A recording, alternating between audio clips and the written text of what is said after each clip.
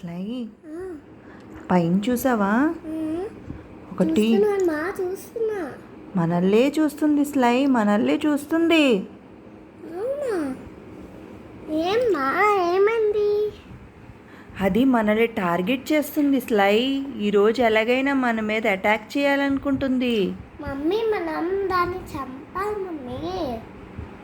చంపడం కాదు స్లై, దాన్ని ఎలా అయినా మనం తరిమేయాలి. సరే, కొట్టేయాలి. బ్యాట్తో కొట్టేయాలా? ఏంట్రా అది? చంపేస్తాం. బ్యాట్తో చంపేద్దాం. అదేంటి ఇంతకీ?